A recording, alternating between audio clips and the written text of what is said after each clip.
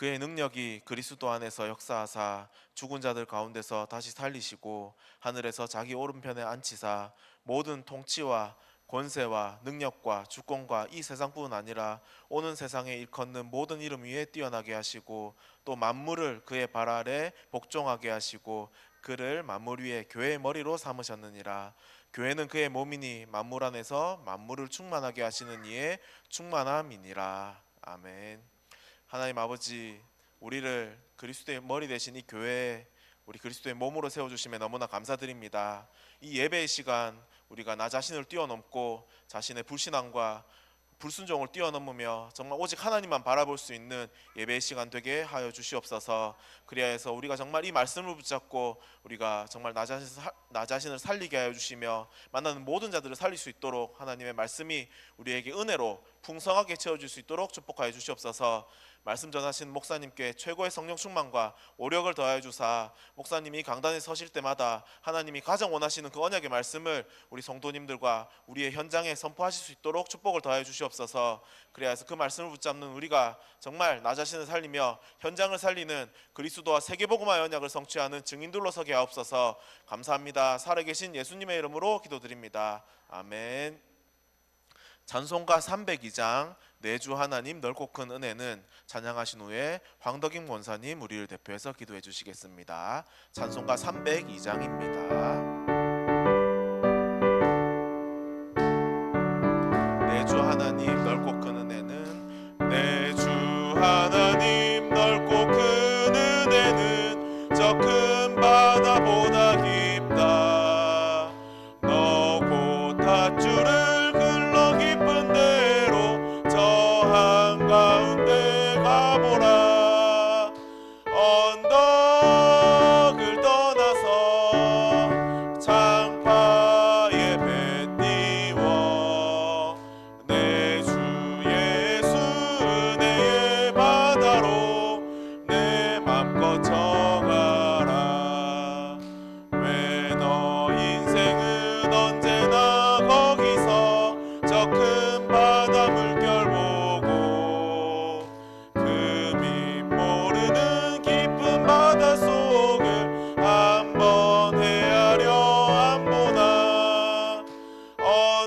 언덕을 떠나서 창파에 배 띄워 내 주 예수 은혜의 바다로 내 맘껏 져가라.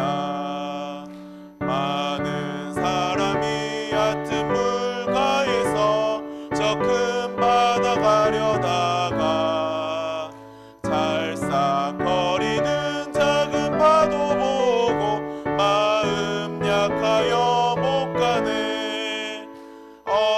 언덕을 떠나서 창파에 배 띄워 내 주 예수 은혜의 바다로 내 맘껏 져가라.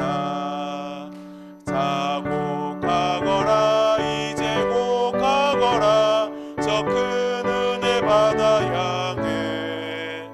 자고 내 노를 저 깊은 데로 가라 망망한 바다로. 언덕을 떠나서 창파에 배 띄워 내 주 예수 은혜의 바다로 내 맘껏 져가라. 아멘.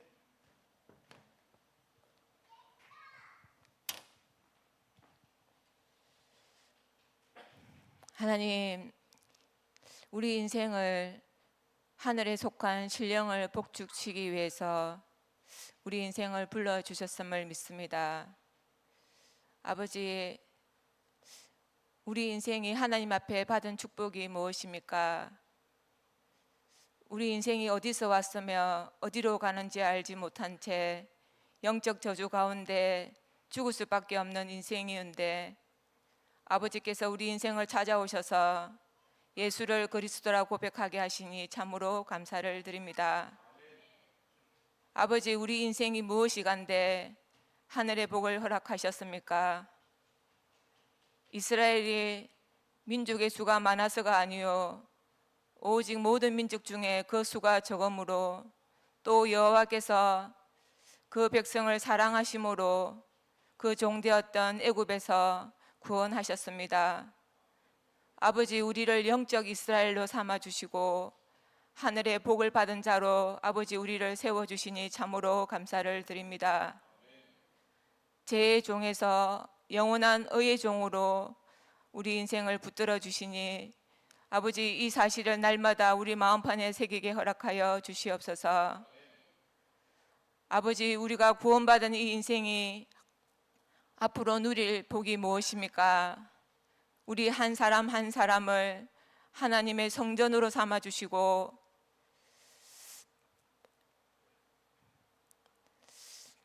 우리 인생에 하나님께서 성령으로 함께 하신다고 약속하여 주시니 참으로 감사를 드립니다. 우리를 고아와 같이 버려주시 아니하시고 세상 끝날까지 우리와 함께 하시겠다고 약속한 아버지 하나님을 찬양합니다.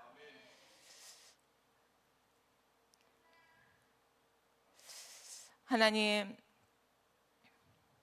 우리를 그리스도의 완전한 몸으로 세우사 세상이 줄 수 없는 그 그리스도 안에서 참 평안과 참 안식과 참 감사가 고백되는 인생 되게 허락하여 주시옵소서. 우리 삶이 그리스도의 향기가 흘러넘치게 허락하여 주시옵소서. 우리에게 천국의 열쇠를 허락하셨으니 우리가 아버지 천국을 소망하며 이 땅에서 천국을 누릴 수 있는 삶이 될 수 있도록 축복하여 주시옵소서. 아버지, 먼저 우리의 가정을 축복하여 주시옵소서. 이 가정들이 서로의 올무가 되는 것이 아니라 서로의 짐이 되는 것이 아니라 복음의 공동체의 축복을 온전히 누릴 수 있도록 아버지 도와주시옵소서. 아버지, 우리가 가는 그 현장이 돈을 벌기 위한 수단이 아니라 사람을 살리는 기업이 되게 허락하여 주시옵소서. 믿는 우리가 모이는 이곳이 오직 유일하신 여호와 하나님을 찬양하는 처소가 되게 허락하여 주시옵소서. 아버지, 교회를 돌아볼 때 참으로 어려운 시간표 속에 있는 가정들이 참으로 많습니다. 아버지, 이 시간 하나님 위로하여 주시고 하나님이 소망되게 허락하여 주시옵소서. 아버지, 특별히 김경자 권사님과 강태영 집사님의 그 가정 가문을 축복하여 주시옵소서. 주 예수 그리스도를 믿어라, 그리하면 너와 내 집이 구원을 받으리라 약속하셨으니 천하보다 아버지 한 영혼이 귀하다고 하셨으니 그 가정 가문에 영혼 구원이 있게 허락하여 주시옵소서. 지금은 알 수 없으되 하나님의 선하심을 온전히 믿고 소망으로 나아가는 그런 가정이 될 수 있도록 이 시간 축복하여 주시옵소서. 아버지, 또 먼 타국에서 홀로 시간을 보내고 있는 이원희 집사를 축복하여 주시옵소서. 오직 하나님만이 힘이 되시며 하나님만이 소망됨을 고백하게 허락하여 주시옵소서. 아버지, 또 다음 주 블라디보스톡의 신학교 개강을 앞두고 있습니다. 복음의 사각지대인 그곳에 생명의 말씀이 선포될 때 복음의 시가, 복음의 제자가 일어나게 허락하여 주시옵소서. 아버지, 특별히 이 교회를 세워주셨으니 이 강단이 생명의 강단이요 진리의 강단으로 축복하셔서 아버지, 이 강단을 기쁘게 받아 주시옵소서. 강단에 세우신 목사님에게 오늘도 오직 그리스도의 영으로 충만한 인생 되게 허락하여 주시옵소서.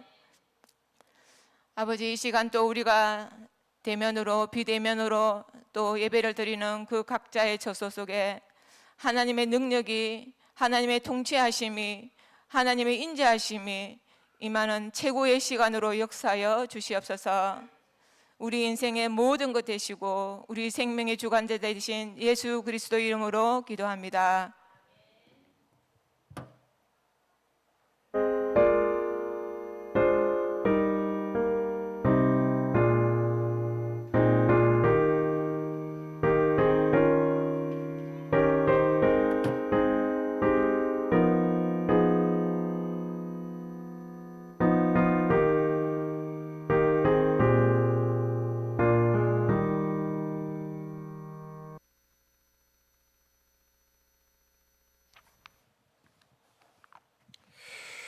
하나님 말씀 봅니다.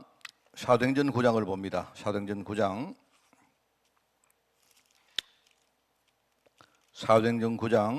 13절부터 좀 깁니다만은 31절까지 말씀을 보겠습니다. 사도행전 9장 13절부터 31절, 제가 가진 성경으로 신약성경 201쪽에 말씀이 나옵니다. 사도행전 9장 13절부터 31절 말씀을 교독합니다. 아나니아가 대답하되 주여, 이 사람에 대하여 내가 여러 사람에게서 듣사온즉 그가 예루살렘에서 주의 성도에게 적지 않은 해를 끼쳤다 하더니,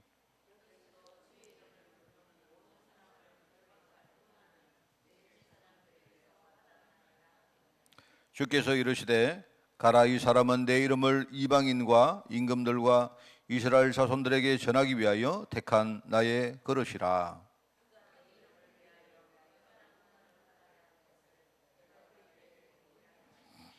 아나니아가 떠나 그 집에 들어가서 그에게 안수하여 이르되, 형제 사울아, 주 곧 네가 오는 길에서 나타나셨던 예수께서 나를 보내어 너로 다시 보게 하시고 성령으로 충만하게 하신다 하니,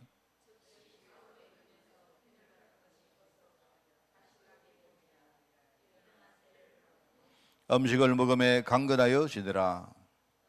사울이 다메섹에 있는 제자들과 함께 며칠 있을새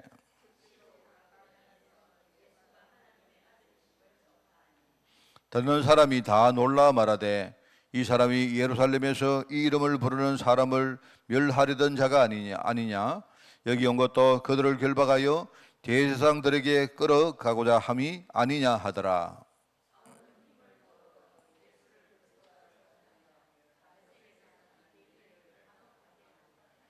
여러 날이 지나매 유대인들이 사울 죽이기를 공모하더니,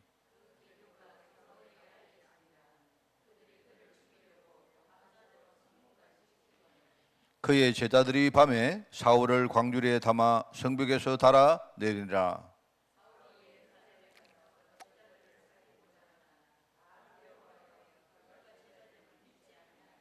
바나바가 데리고 사도들에게 가서 그가 길에서 어떻게 주를 보았는지와 주께서 그에게 말씀하신 일과 다메섹에서 그가 어떻게 예수의 이름으로 담대히 말했는지를 전하니라.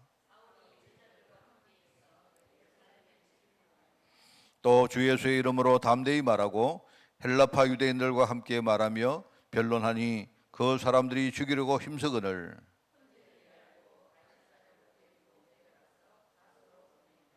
우리 같이 읽습니다. 그리하여 온 유대와 갈릴리와 사마리아 교회가 평안하여 든든히 서가고 주를 경외함과 성령의 위로로 진행하여 수가 더 많아지니라.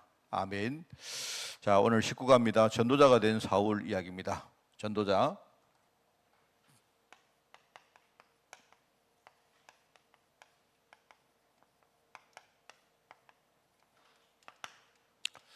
오늘 제목이 전도자 사울이 아니고 전도자가 된 사울입니다. 그러니까 사울 이야기 하는 게 아니고 오늘 우리 권사님도 아까 기도했지만 그리스도의 영이 바로 성령께서 하신 이야기를 하는 겁니다.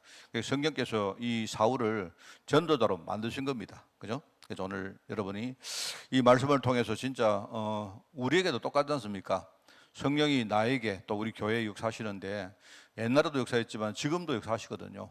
지금 우리 환경이 지금 성령께서 실제로 역사하는 그 환경입니다. 여러분 생각하시고 여러분이 어떤 상황이든 우리가 우리 생각이나 사람의 말이 아니고 성령의 음성을 듣는 그런 시간이 꼭 되기를 바랍니다. 엘리야 이야기를 주일날 했습니다. 엘리야. 그러니까 로뎀 나무 아래에서 엘리야가 중요한 것을 깨달았습니다. 세 가지 거죠. 하나는 뭐냐니까 하나는 자신의 영적 상태입니다. 이걸 깨달았습니다. 그러니까 얼마나 과거에 자기가 열심히 했지만 그게 얼마나 어떻게 보면 그 틀린 건지 뭔가 하나님하고 그 코드가 안 맞는 것을 알았어요.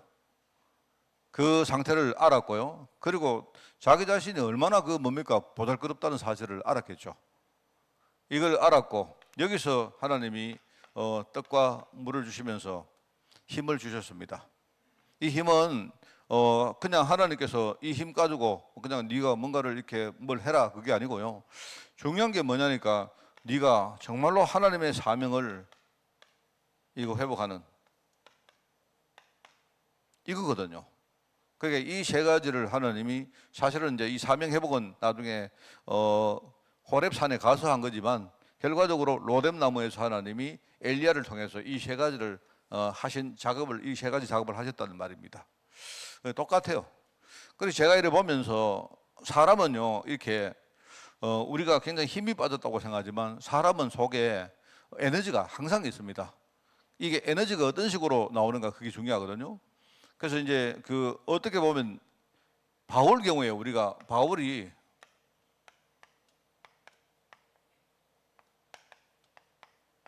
다메섹에서 예수님을 만난 바울과 우리가 이렇게 좀 비교를 해보면 똑같습니다.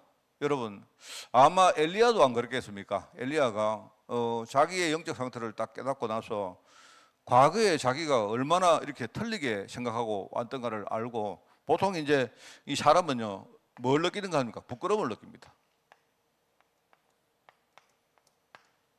바울도 아마 그랬을 것 같아요. 바울 자기가 과거에 얼마나 틀린 지식을 알았고 그 다음에 그러다 보니까 자기가 과거에 틀린 지식을 알았기 때문에 지금 자기가 하고 있는 지금 현실이 뭐냐 지금 자기가 하는 그 일이요 얼마나 하나님하고 볼 때 틀린 일인가 그걸 알았겠죠. 어떻게 보면 이 바울의 잘못은 아닙니다. 이 사람이 잘못 알았기 때문에 지금 잘못된 행동을 하는 거 아니겠습니까? 그러면 과거에 내가 잘못 알았는데 그것 때문에 지금 내가 얼마나 인생이 틀린 인생을 살고 있는가 이걸 알았다면요 그러면 나중에 우리 미래도 뻔한 거 아닙니까? 내 미래가 아직 안 봤지만 얼마나 틀린 미래가 될 건가 그걸 아는 겁니다. 그런데 사람은요 그걸 딱 깨달으면 대부분 뭡니까? 우리 마음속에 생기는 게 그게 부끄러움이거든요. 부끄러움. 우리가 흔히 낙심한다, 좌절한다 하랍니까? 그게 한마디로 말하면 부끄러워한다는 말입니다. 그죠? 내 자신을 보니까 너무 아이고 아니거든요. 그러니까 내가 막 뭐랄까요? 내 자신을 탈피하고 싶고 도망가고 싶고 이제 그게 사람이거든요. 근데 내가 볼 때는요, 그게 바로 에너지입니다. 여러분요, 굉장히 중요한 말입니다. 여러분 있죠? 우리가 하나님을 완전 떠나서 죄 가운데 완전히 빠진 사람들은요, 부끄러움을 몰라요. 말하자면요, 우리 마음속에 자기를 살릴 에너지가 나오지를 않습니다.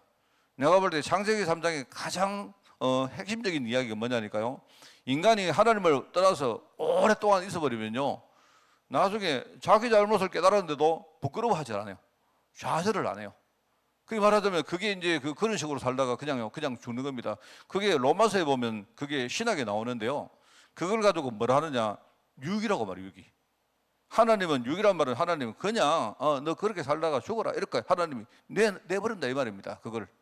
그게 하나님이 인간을요 하나님이 아무리 말씀을 줘도 자연계나 영계나 많은 증거를 주는데도요 사람들이 하나님을 깨닫지를 못하는 겁니다. 그렇게 깨닫지 못하다 보니까 이 사람들이 뭐냐니까 계속 뭐 하느냐 우상 섬기고 심지어 나중에 이상한 짓을 하고 이렇게 해요. 그 성경에 나오면 뭐라고 하나 동물보다 짐승보다 많은 짓을 한다 말입니다. 이렇게 하니까 하나님이 자기들 뭡니까 그 정욕에 빠져 살도록 하나님이 그냥 내버려 두셔버렸다. 그러니까 그걸 가지고 유기라 해요. 유기. 이 말은 뭐냐니까요 부끄러워하지도 않는 겁니다. 쉽게 말하면 좌절할 힘도 없는 겁니다. 좌절. 그게요 이 창세기 3장 인간의 본질이거든요. 그런데 바울은 얼마나 부끄럽겠습니까? 예수님께서 자기가 어떡합니까? 자기는 예수 믿는 사람들을 전부 다 죽이겠다. 왜?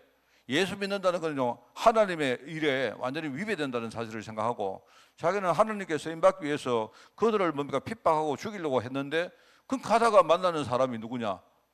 주여 누구십니까? 물으니까 바로 네가 핍박하는 예수다 이렇게 말할 거예요. 그 얼마나 창피했겠습니까? 도대체 이게 뭐지? 그랬을 거 아닙니까?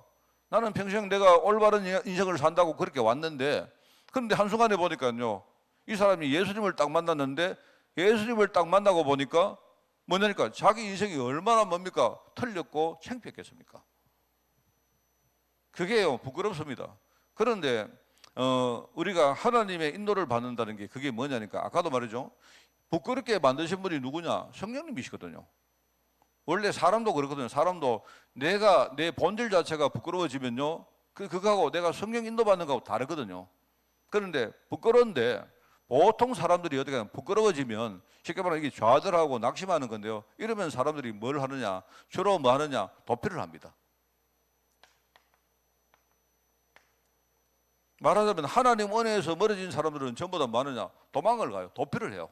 누가 그랬습니까? 누가 그랬죠? 아담이 그래, 아담이. 하나님이 아담을 찾을 때 아담은 자꾸 숨습니다. 맞죠? 또 누가 그랬습니까? 가인이 그래, 가인이. 하나님이 가인을 찾습니다. 가인아, 네 동생 어디 있냐? 이 말은요, 하나님이 네 동생 어디 있냐? 그걸 묻는 게 아니거든요. 네가 어디 있냐? 그걸 묻는 겁니다. 네 영적 상태가 뭔가 네 아느냐? 이걸 묻는 거거든요. 그걸 하나님이 지적하시려고 가인아, 네 동생 어디 있냐? 이렇게 물었단 말입니다. 그러니까 가인이 뭐라 하느냐? 하나님, 내가 내 동생 어디 있는지 내가 어떻게 압니까? 이런 식으로 도망을 가버려요. 보통 사람들은요, 도피를 하는데 이게 이제 다른 말로 하면 핑계 아닙니까? 핑계. 그런데 하나님의 영으로 충만한 사람들은 어떻게 되느냐?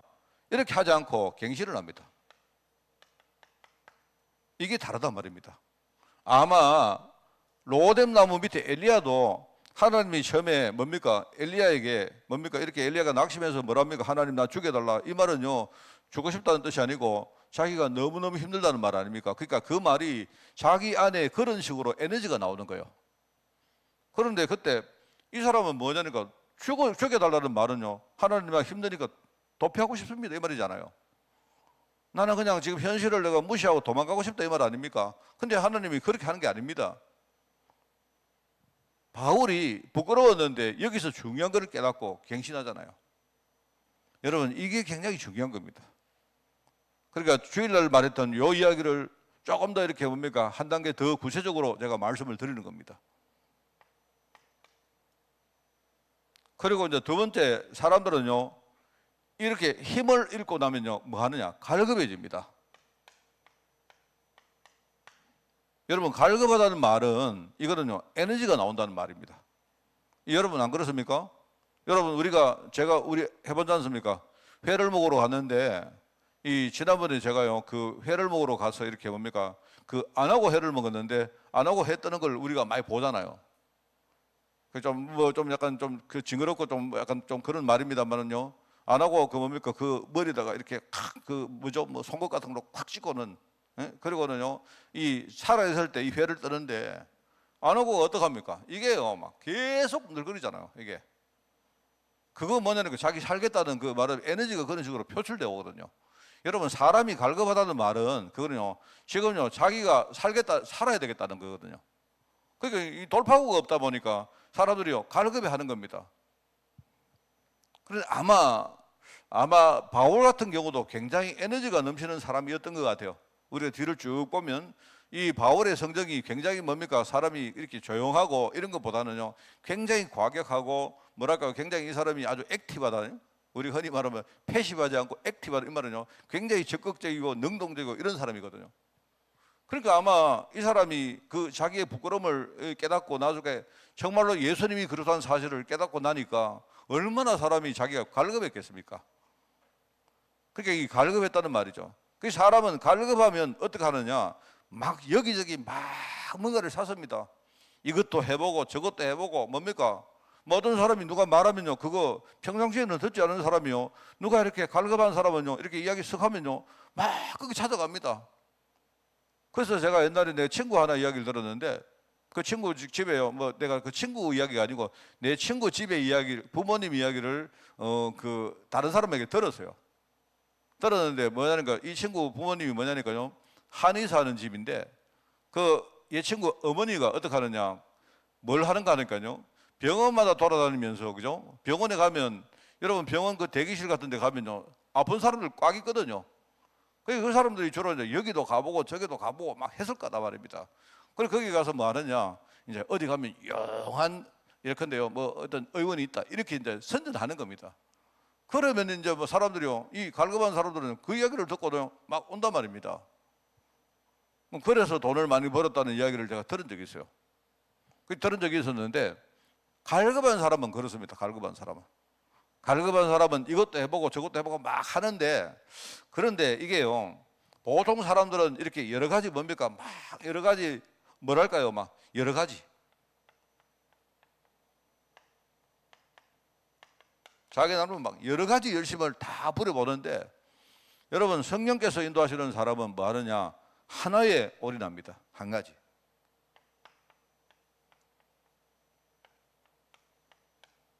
한 가지에 올인하게 되죠. 사실은 힘은 어디서 나오느냐?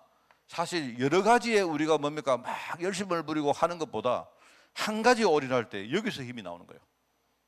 그게 굉장히 중요하거든요. 자, 그래서 여기 보니까 이제 바울 같은 경우에 이렇게 했다. 그리고 이제 요 좀 시간, 뭐 공간이 없습니다. 세 번째,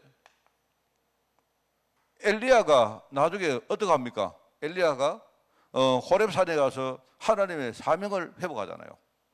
앞으로 내가 뭘 할지를 생각합니다. 그죠? 이것도 역시 마찬가지입니다. 바울도 이 사명을 깨닫고, 쉽게 말하면 이 사람이 자기 열심, 쉽게 말하면 자기 생각, 자기 열심에 우리가 따라가는 게 아니고 이때부터 성령 인도 받았다.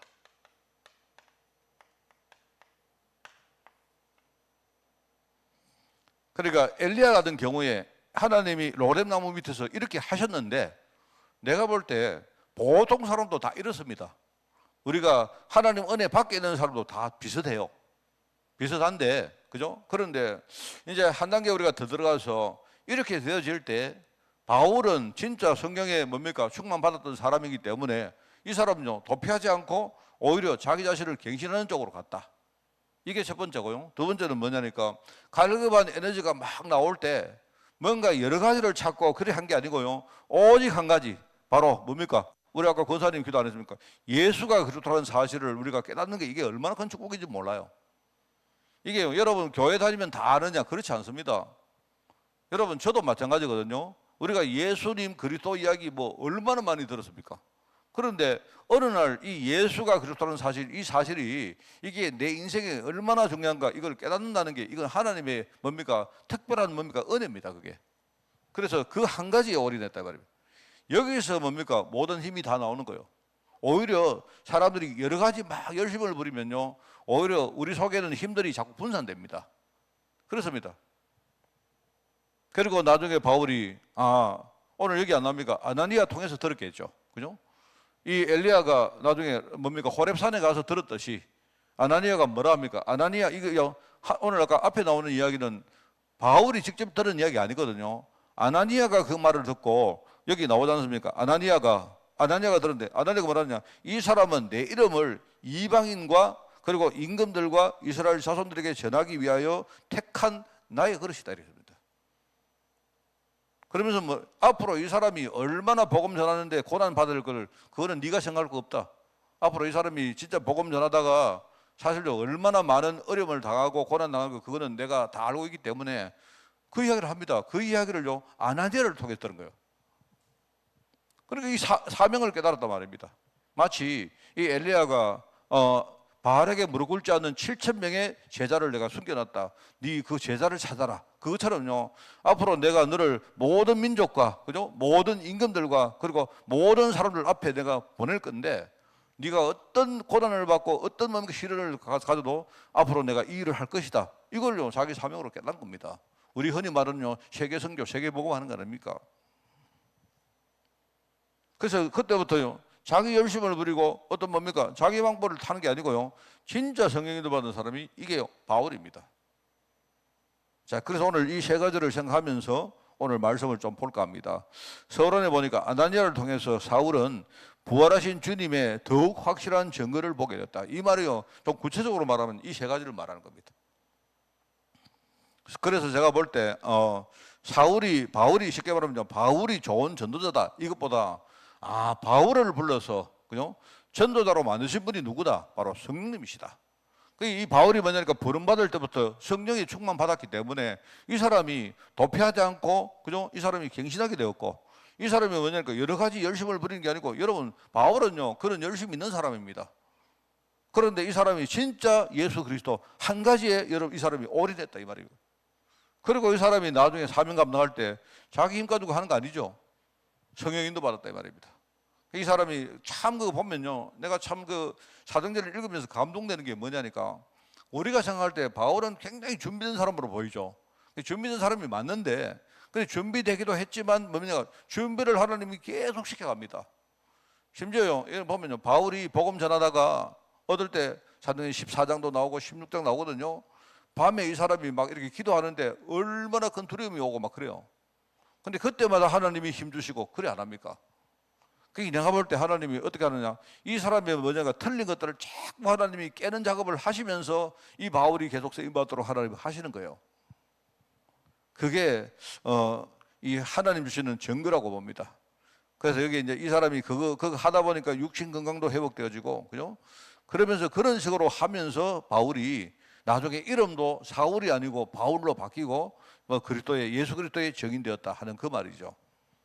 자, 그래서 오늘 여기 이제 적시로는 말이에요. 적시로. 쉽게 말하면 충격받았다는 말입니다. 얼마나 큰 충격 받았겠습니까? 내가 볼 때 아까 이야기했죠. 바울이 받은 충격은 뭐냐? 내가 과거부터 알았던 모든 것들이 거의 전부 다 틀린 거구나. 내가 과거에 어릴 때부터 이 사람이요, 철저히 뭐냐니까 이 사람이 그 바리새인 교육에 뭡니까? 아주 특화된 사람 아닙니까? 근데 그게요, 이 하나님 언약에서 비껴가지고 얼마나 틀렸다는 걸 이 사람이 알았단 말입니다. 그리고 자기의 틀린 과거의 모든 지식이 틀리다 보니까 지금 자기가 하고 있는 모든 현실의 일이 전부 다 틀린 일이 되는 거예요. 여러분, 우리도 그렇습니다. 우리도. 여러분, 우리 여기 사람인들 안 계십니까? 우리가 뭐 내가 볼 때 우리 사람인들이 얼마나 힘이 듭니까? 제가 우리 가요 공동체 같은 공동체를 만들자 하는 거는 뭐 어떤 뭡니까? 교회가 우리가 모여서 우리 사람들이 뭔가 헌금해서 뭐 좋은 일을 하자 이런 이야기가 아닙니다. 우리 보통 사람 선교할 때 그렇게 많이 하거든요. 그러니까 그거는요, 내가 볼 때 많은 목사님들이요, 지금 내가 볼 때 틀린 동기로 한다고 생각합니다.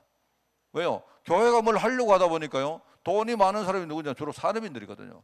그 사람들에게 불을 지르고 뭔가 사명을 심어가지고 이 사람들이 중요한 일을 감당하게 하는데, 그거는 틀리지 않고 좋은 겁니다. 좋은 건데 근본적으로 내가 볼 때 가장 밑바닥에 있는 것부터가 나는 잘못됐다고 생각해요. 그게 뭐냐면 사람인들은요 굉장히 힘이 듭니다. 내가 볼 때 막 어떤 일을 해도 우리 지금 다양한 뭡니까 그런 어떤 그 영역 속에 우리 성도들이 계시지 않습니까? 그래서 제가 볼 때는요, 사람 인장에 있는 사람은 제일 힘듭니다.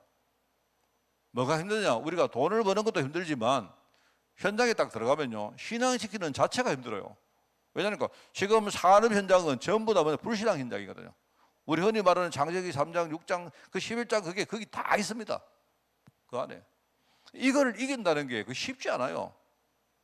그 내가 볼 때 우리 교회 중직자들은요, 뭐냐니까 교회에 와서 우리가 중직자 일을 감당해야 되죠. 우리가 현장에 들어가면요, 또 굉장히 힘든 일을 또 감당해야 됩니다.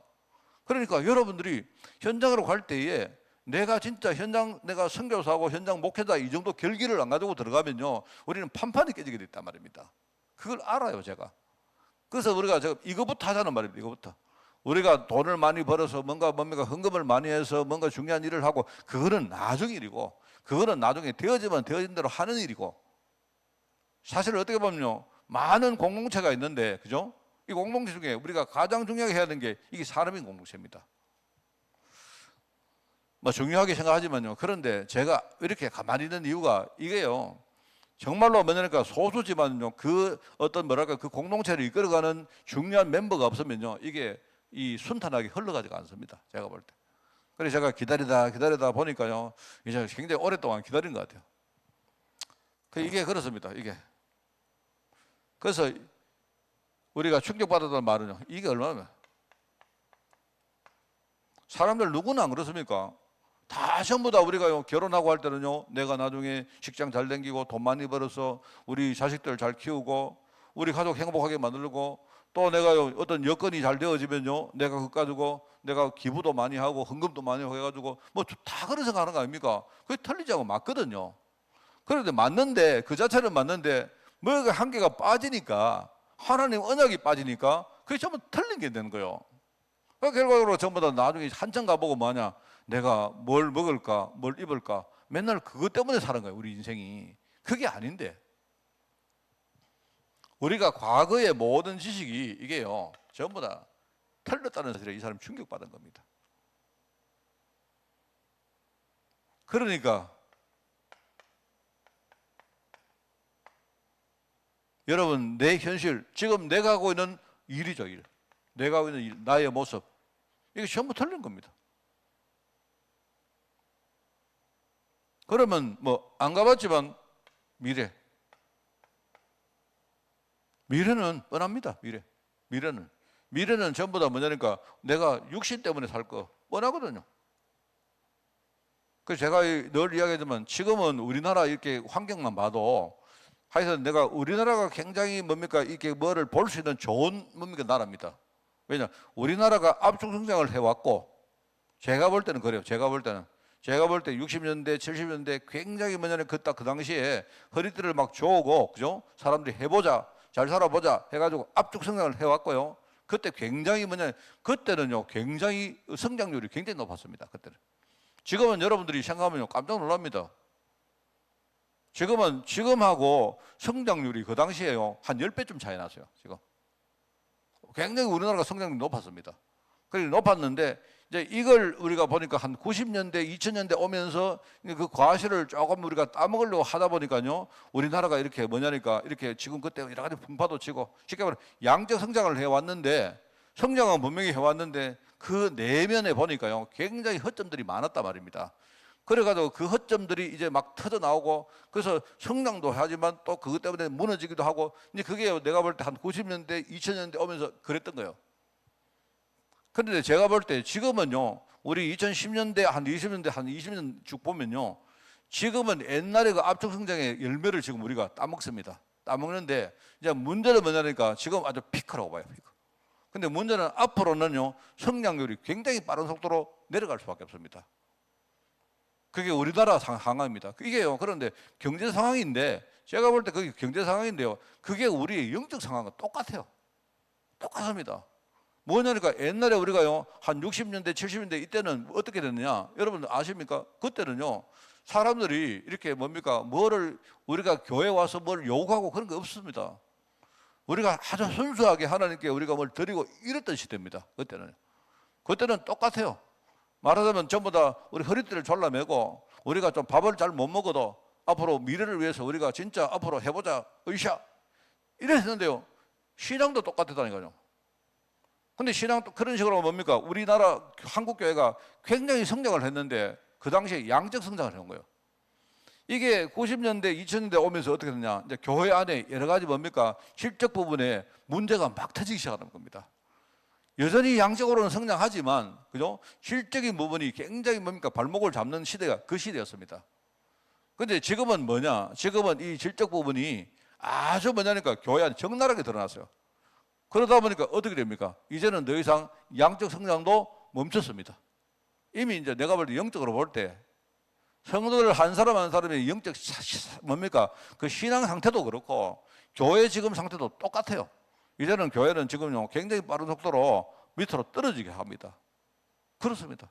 그게 내가 볼 때 이 뭐 추세는 이 흐름은 우리가 뭐랄까요?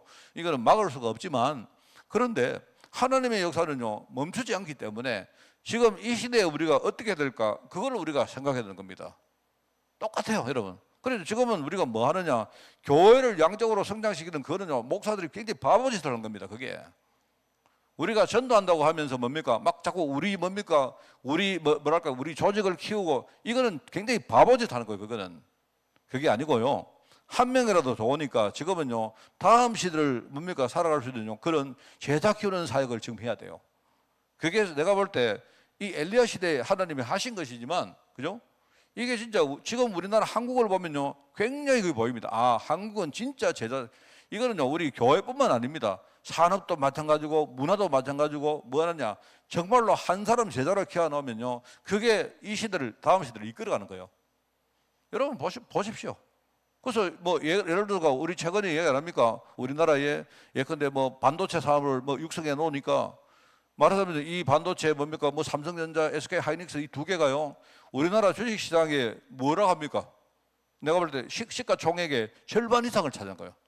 그게 내가 볼 때 여러분 그 우리나라 그 주식시장에 내가 알기로 한 1000개 정도 회사가 있는데 근데 그 두 개 회사가요 두 개 회사가 이 주식 전체를요 절반 이상을 차지하는 거죠. 근데 내가 볼 때 그게 우리나라 지금 모습입니다. 그러면 뭐 하느냐? 그 두 개 회사가 무너지면 어떻게 됩니까? 우리나라 망하는 겁니다. 사실은 경제가 완전히 망하는 거예요. 그렇습니다. 사실은 사람들이 생각할 그 두 개라고 말하지만 그 두 개가 파생되어진 회사가 많습니다. 굉장히 많습니다. 결과적으로 우리나라의 한 지금요 경제 3분의 1을 바로 그 두 개 회사가 이끌어가는 거예요. 이거는요 굉장히 사람들이 야 대단하다 하지만 대단하지 않습니다. 굉장히 위험한 거예요 그게. 그리고 이게 참 보면 참 그래서 제가 미국을 볼 때마다 야 미국은 정말로 어떻게 저걸 저렇게 볼까? 미국은 벌써 몇십 년 전부터 그걸 내다보고요 제조업들을 전부 다 뭐냐면 다 버립니다. 여러분 우리 흔히 말하는 여러분 애플이라는 회사 아니십니까? 애플하고 삼성전자가 이런 스마트폰을 똑같이 만드는데 미안하지만 애플은요 공장이 한 개도 없습니다. 애플은 공장이 한 개도 없고 자기들은요 하나도 뭘 만들어내는 게 없어요. 전부 다 자기들 중요한 머리만 딱 하고 뭐 하느냐 전부 다 뭐냐니까 다른데 만드는 건요 다른데 다 줍니다. 그러니까 애플은 굉장히요 설림해요. 굉장히 애플은 뭐냐니까요 말하자면 그 거대한 회사가 아닙니다. 규모로 볼 때는 엄청난데요 이게 크기가 크지가 않아요. 그러니까 몸이 굉장히 가벼운 거예요. 그러니까 애플은 막 뭡니까 힘들어도 막 날아갑니다. 애플은. 근데 삼성전자는 여기 공장 있죠 저기 공장 있죠 하청업체 있죠. 굉장히 힘듭니다. 그러니까 삼성전자는 애플하고 못 이기는 이유가 처음부터 그렇게 만든 거예요 그게. 그럼 그게 미국은 어떻게 됐냐? 미국은 벌써 몇십 년 전에 이미요 제조업을 전부 다 다른 나라에다가 야 너도 먹고 살아 다 뭡니까 다 나눠준 겁니다. 나눠주면서 자기 편으로 딱 이렇게 뭡니까 만들어 가지고 뭐 하느냐 중요한 때 미국이요 거기다가 말대를 딱 꼽아가지고 쪽쪽 빨아먹도록 만들어낸 거예요. 그게 미국입니다. 미국. 제가 미국을 보면서 아 미국이 참 미래를 잘 보는구나 저는 그걸 느낍니다. 그래서 참 그래서 미국 같은 나라는요 이게 위기가 와도 위기를 굉장히 빨리 돌파할 수 있도록 이렇게 만들어놔요. 그게 몸이 가볍죠 몸이. 근데 우리나라는 보세요. 우리나라는 지금요 뭐 노동자들 있죠 뭐 예를 들어서 뭐 굉장히 뭘 하는 게 힘듭니다. 왜요? 옆에 몸이 굉장히 무거워요 우리가 나라가. 그래 이걸 우리가 빨리 이렇게 어떤 산업 구조도 바꿔야 되는데 제가 이제 그런 걸 보면서 영적으로 똑같아요 여러분. 여러분 교회가 우리가 크다 예, 그거 나중에요 복음 운동 하는데 장애됩니다. 무슨 말 그랬습니까? 교회 사람이 많다 교회 돈이 많다 교회 우리가 뭔가를 많이 할 수 있다 예, 그거 장애됩니다. 잘못하면요. 왜요? 사람이 많이 모이면 일도 많이 할 수 있지만요 싸우기도 더 많이 해요. 알겠습니까? 만약에 내가요 우리 장로님하고 둘이가 교회 한다 그럼 장로님하고 내하고 둘이 막 100% 소통한다 이러면요 우리 둘만 있으면 되는 거예요. 왜요? 우리 설림하잖아요. 안 그렇습니까? 싸울 일이 없잖아요. 안 그렇습니까? 우리 둘이서 장로님 우리 교회 하나 만들어가지고 장로님 우리 둘이서 복음운동 합시다 이러면 끝나는 거 아닙니까? 그게요 지금 시대를 보는 눈입니다. 그게. 그래서 제가 이야기하지만요 돈을 모으고 사람을 모으고 자꾸 문화를 모으고 힘을 자꾸 모으면요 이게 점점 교회가 뭐냐니까 중요한 일을 감당하는 게 아니고 싸움만 많아지고 교회는 자꾸 뭡니까 무거워지고 교회는 자꾸만 타락하게 되어 있습니다. 그게 지금 시대예요. 그게 옛날에 한국 교회가 성장할 때는요 사람들이 전부 다 순수했기 때문에 사람들이 와서 교회에서 뭘 하고 이런 거 안 해요. 다들 뭡니까 교회 문제 생기면 기도하고 이랬는데 지금은 굉장히 고도한 시대를 살기 때문에요 지금은 사람들이요 뭐 그런 걸 보면요 오히려 우리가 마음을 합치기보다는 뭐 하느냐 싸우고 갈등을 이걸 더 많이 합니다. 이게 지금 한국교회 실태입니다. 여러분 그럼 제가 지금 하는 거 알아듣겠습니까? 그래서 우리가 뭐 해야 되느냐 처음으로 돌아가야 되는 겁니다. 다른 거 없습니다. 전부 다 이겁니다. 그래서 우리 산업인들 중직자들은 다시 여러분이 리셋하세요. 리셋. 아, 내가 과거에 내가 열심히 살아서 내가 돈을 모으고 뭘 하고 내가 헌금도 많이 하고 혹시 이게 하나님의 약속과 관계가 있는지 없는지 그것부터 점검해요. 만약에 그게 아니면 그거는 겉으로 볼 때 아무리 멋있게 보여도 그건 전부 다 틀린 겁니다. 틀리게 돼요. 그러면 지금 틀리면 나중에도 무조건 틀린 겁니다. 그 이야기 아닙니까? 그리고 여기 보니까 적시로 하는 말이 그 말 아닙니까? 이 바울이 진짜 뭐냐면 여기 충격받았다는 말 아닙니까? 완전히. 이 사람이 참으로 은혜를 받으면 뭐죠? 참으로 충격을 받으면 그때 자기의 모든 문제가 완전히 바뀌는 겁니다. 이게 해결되는 말이요. 완전히 하나님 언약 중심으로 재편되는 거예요. 그게. 그래서 함께 하시는 주님을 증가하는. 여러분 하나님의 뜻이 뭐냐? 함께 하시는 주님을 증가하는 거 아닙니까? 그러면 이 사람은요 이 주님을 말하지 않을 수도 없고 그죠? 자기가 응답받은 사실을요 다른 사람에게 전달하지 않을 수도 없습니다. 그게 왜요? 아까 사람은요 전부 다 에너지가 넘칩니다. 에너지가. 여러분이 아무것도 안 계셔 보이죠? 우리가요 아까 안하고를 내가 죽이도 안하고 딱 죽이면요 안하고가 아이고 낙심하고요 딱 그냥 포기하고 안 합니다. 끝까지 못 멈춥니다. 여러분 안하고를 우리가 지금 막 우리 서리가 두고 우리가 안 먹습니까? 근데요 안하고를 이렇게 되게 크게 딱 설면요 이게 불에서 굽는데 굉장히 불에 들어가서도 막 설칩니다. 이게 그렇다니까요. 그래서 내가 보면서 참 인간이 좀 그렇다 그런 생각이 듭니다. 하여튼 인간은요 그렇게 맛있는 걸 먹으려고 그 산채로 잡아가지고 그렇게 굽는가 내가 참 모르겠는데, 여러분 사람은요 우리 안에 에너지가 있다 이 말입니다. 에너지. 내가 진짜 그리스도에게 충격받으면 내가 말하지 않을 수가 없다. 전가하지 않을 수가 없다. 그죠? 내가 하나님 앞에 진짜 감사하지 않을 수가 없다. 그게 사람입니다. 그래서 여기는 적시라는 말은요 오래 받는다 말이에요.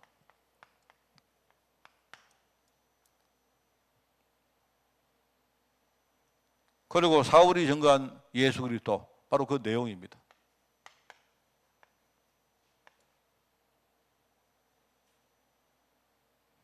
여기에 보니까 부활하신 주님. 여러분 부활이라는 말은 뭐죠? 부활은 항상 부활이라는 말은요 죽음과 부활입니다. 죽지 않으면 부활이 없는 거죠. 맞죠? 그러니까 부활을 증거했다 이 말은요 죽음을 증거했고 죽음의 의미가 무엇이고 다시 살아남이 의미가 뭔가를 증거했다 이 말입니다. 그건 무슨 말입니까? 여러분이 생각할 때 예수님이 죽었다가 다시 살았다. 그게 내하고 무슨 상관이 있습니까? 여러분 그게 무슨 의미 있습니까? 우리가 지금까지 신앙생활을 그래 왔다니까요. 예수님이 죽으셨다, 슬프다, 부활하셨다, 기쁘다. 그게 우리가 했던 모든 고난주간과 우리 부활주간을 했던 거예요. 그리고 예수님이 죽으셨다, 슬프다, 예수님이 살아났다, 기쁘다. 그게 내하고 무슨 상관이 있습니까? 이게 뭐냐면 내가 죽었다, 내가 다시 살아났다 그 말이거든요. 예수님의 죽음으로 말미암아 내가 살았다. 죽었던 내가 다시 뭡니까? 구원 얻고 내가 살아났다는 이거잖아요. 그게 바로 예수 그리스도라는 의미 아닙니까?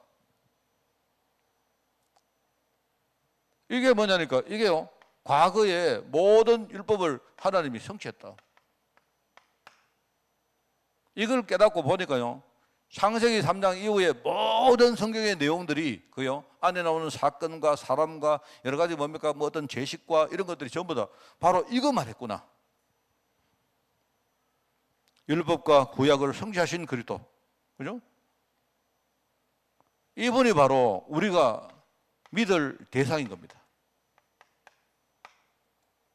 그래서 여러분이 언약이 아닌 하나님 믿지 마시고 언약의 하나님을 믿으세요. 하나님의 약속을 믿으라 말이에요. 그래서 사람들이 이야기합니다. 이거는 무슨 신이고 이건 무슨 신이고 이렇게 합니다. 이거는 하나님이고 그거요 틀린 신앙입니다. 나는 하나님 믿습니다. 뭔데 하나님 믿는다는 게 그게 뭔데요? 하나님. 여러분 하나님을 믿는 내가 아는 분을 믿어야 되잖아요. 그죠? 여러분 하나님을 어떻게 압니까? 하나님은요 우리가 알 수 없습니다. 내가 아는 분은요 이미 하나님 안 해요. 무슨 말이겠습니까? 내가 하나님을 설명할 수 있다면 그건 하나님 아닙니다. 근데 하나님이 우리에게 유일하게 계시로 나타나는 부분이 뭐냐? 하나님의 약속입니다. 약속. 언약입니다. 언약. 내가 너를 살리겠다. 하나님. 내가 너를 통해서 내가 나의 뜻을 이루겠다. 이게 하나님이에요. 이게. 그래서 우리가 언약의 하나님, 언약의 하나님. 우리가 믿는 대상이 뭐 누구다? 예수님이 누구다? 하나님의 약속을 성취하신 분이시고 내가 믿을 분이다. 이걸 증거했다. 자, 그러면서 뭐 하느냐? 여기에 대한 많은 증거. 여러분, 우리 성도님들이 증거 이렇게 말하면요, 굉장히 좋은 것만 생각합니다. 그렇지 않아요. 제가 볼 때는요, 좋은 것도 증거인데, 내가 예수를 믿고 과거에 내가 실패했다가 이렇게 성공했습니다. 이것도 증거지만, 많은 경우가, 훨씬 더 많은 경우가 내가 예수를 믿고 과거에 실패했는데, 지금도 내가 실패 속에 있지만 나는 그 실패를 이길 수 있다. 이게 더 큰 증거입니다. 그렇죠? 그게 증거입니다. 그러니까 여러분이 증거의 모습에 여러분이 거기에 너무 이렇게 거기에 뭡니까 국한되지 마시기 바랍니다. 제가 옛날에 그랬어요. 제가 옛날에 이야기 납니까? 제가 우리 아들 때문에 정말 내가 그 하나님께 기도했던 적이 있거든요. 하나님, 맨날 했던 게 뭐냐? 하나님, 우리 아들 고쳐주셔야 내가 어디 가서 예수님 증거할 거 아닙니까?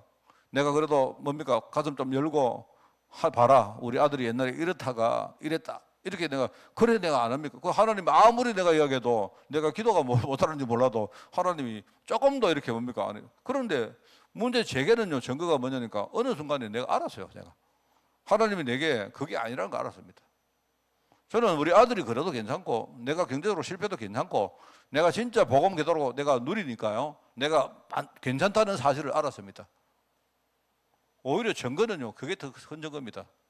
그래서 내가 이야기 안 합니까? 만약에 우리 여기 장애자 부모가 꽉 있으면요, 거기 가서 내가 만약에 예를 들어서 연설을 하든지 내가 간증을 한다고 칩시다. 그럼 한 번쯤은 내가 보십시오, 이게 우리 아들입니다. 내가 예수님 믿고 내가 정말로 이 아들 고쳤습니다. 이렇게 말하면요, 처음에 한 번, 두 번 정도는 사람들이 뭐 갈채를 하겠죠. 그런데 제가 볼 때 그게요, 틀린 거예요. 왜냐하니까 절대 다수는요, 지금도 아직 그 문제 있습니다.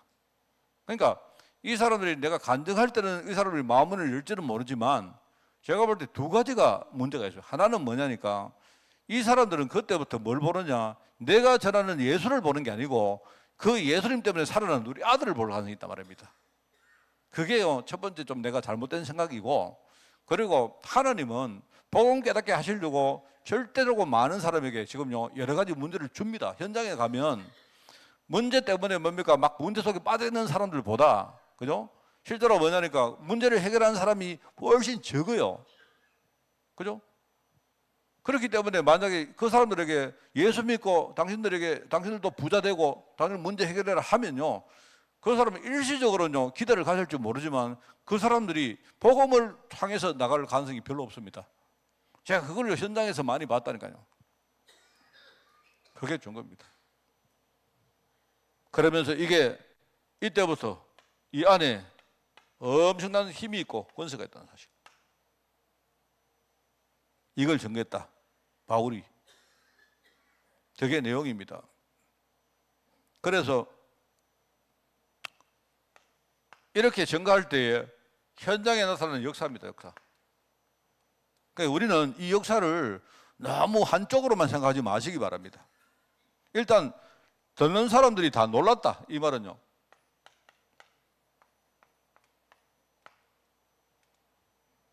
놀랐다. 이 놀란 것도 여러 가지 않겠습니까? 제가 예전에 우리 조윤래 장로님이 내한테 했던 이야기가 있는데요, 조 장로님이 그런 이야기 하시더라고요. 이제 어디 가서 이렇게 그 조 장로님이 운동을 하고 있는데 거기서 이렇게 뭐 장로님이 처음에 뭐 축구하는 거 좋아하니까 축구를 하는 그 모임이 있었는데 거기에 막 목사님들로 오시고 막 이래 오셨대요. 그리고 많은 분들이 아침에 조기 축구를 할 때 오시는데 어느 날 그 조 장로님이 거기서 딱 메시지를 했다는. 그 다 놀랐대요. 그래, 다 놀랐다는 거예요. 그래 내가 이야기를 딱 들은 게 그 뭐가 놀랬을까? 그래서 장로님이 막 목사님 내가 막 가니까 사람들이 다 놀래고, 그래 이야기를 가만히 들어보니 그 놀란 사실이 조윤래 장로님이 말하는 예수 그리스도에 놀란 게 아니고 어떻게 조 장로가, 저 사람이 그때는 장로 되기 전이거든요 그때. 그런데 집사가 어느 날 목사도 와 있는데 거기 준우가 안 들고 메시지를 전하니까 다 놀란 겁니다.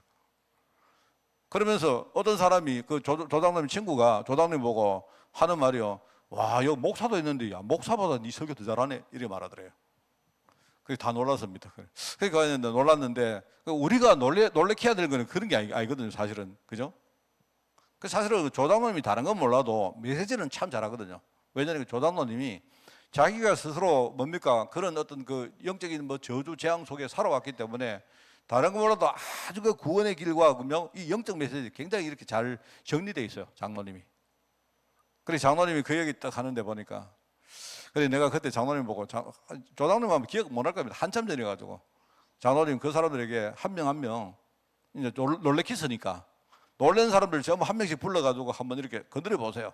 뭐에 놀랐는 거 물어보라고 내가 그랬는데 그 다음부터는 뭐 이야기 없었는데, 일단 우리가 복음 전하면요 다 놀랍니다. 네? 뭐죠? 저 사람이 어떻게 저렇게 말을 잘할까? 놀랍니다. 여러분 제가요, 여러분 있지 않습니까? 여러분 보고 자꾸 말로 전도하지 말라는 게, 제가 이때까지 이단들을 많이 만나보잖아요. 이단을 만나봤는데요, 특징이 뭐냐? 엄청 말을 잘해요.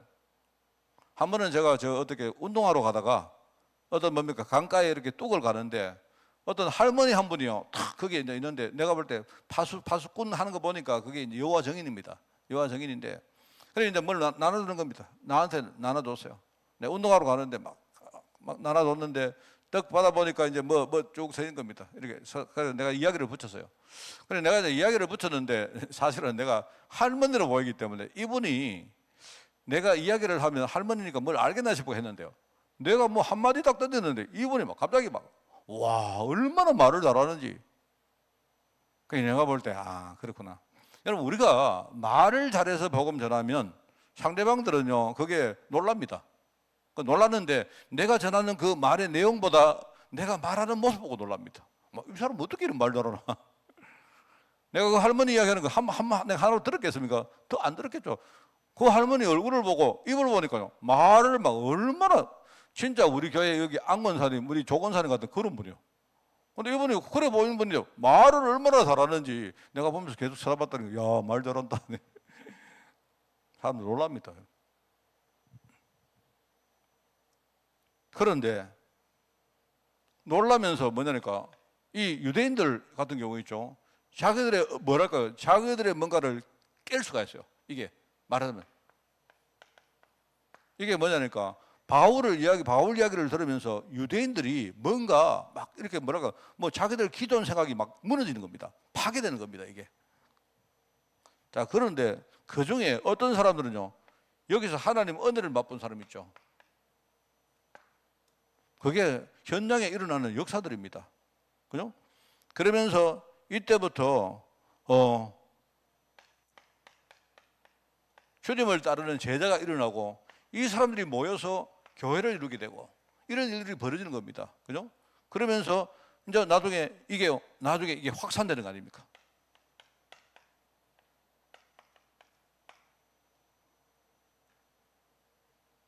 이게 전부 다 주님의 역사입니다. 심지어 어떤 사람이 이빨을 깨물고 핍박하는 그것도 주님의 역사입니다. 주님이 역사를 그렇게 하는 거예요. 그렇게 하면서 주님은요, 주님의 일을 하시는 겁니다.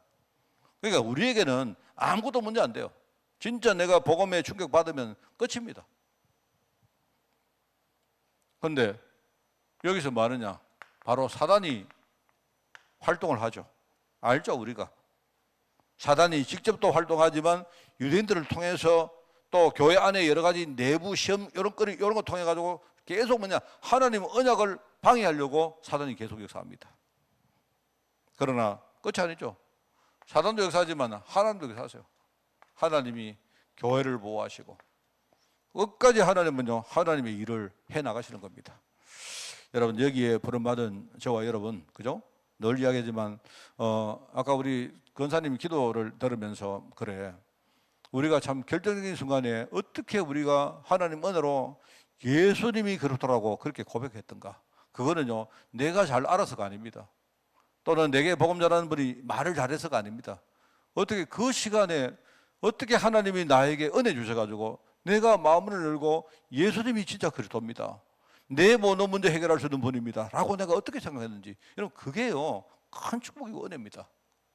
여러분이 그 속에 들어가서 진짜 그렇거든요. 우리도 똑같거든요. 그런데 우리도 진짜 성경에 인도받아서 여러분들이 도망가거나 회피하거나 하지 말고 철저히 갱신하고 그죠? 내가 오직 그리스도 한 가지에 내가 그 힘 찾아내고 앞으로 내 인생 진짜 성경 인도받아가지고요. 우리가 얼마나 살겠습니까? 잘 모르지만 남은 인생 진짜 전도하고 선교하고 우리 후대 저는 막 후대 생각하니까 정말 해야 될 일들이 너무 많다 생각도 듭니다. 정말 나이가 들수록 하나님이 힘 주셔야 될 건데 뭐 그런 생각도 듭니다. 여러분이 거기에 쓰임받는 여러분 되기를 주님의 이름으로 축원을 드립니다. 하나님 감사합니다.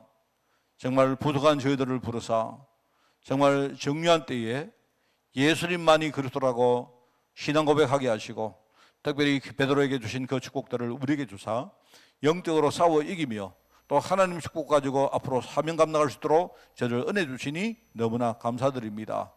여기에 부름받은 종들 여기에 모여 사오니 하나님 이 교회를 축복하사 늘 그리스도의 복음을 누리게 하옵시고 이 속에 주시는 힘 가지고 앞으로 정말 가장 중요한 전도와 선교와 제자와 후대 사역에 쓰임받는 종으로 특별히 우리 사람인들과 중직자들과 우리 모든 죄종들을 축복하여 주옵소서. 온 교회에 하나님 나라가 임하여서 우리 성도가 정말 어떤 문제 와도 정말 우리가 이겨내고 이 일에 쓰임받는 종들로 우리 교회를 두 손 들어 축복하여 주옵소서. 이 모든 말씀 예수님의 이름으로 기도드리옵나이다. 아멘.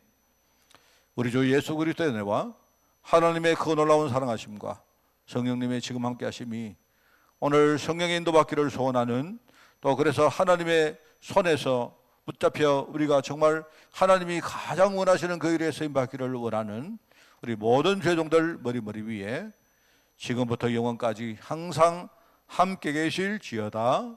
아멘.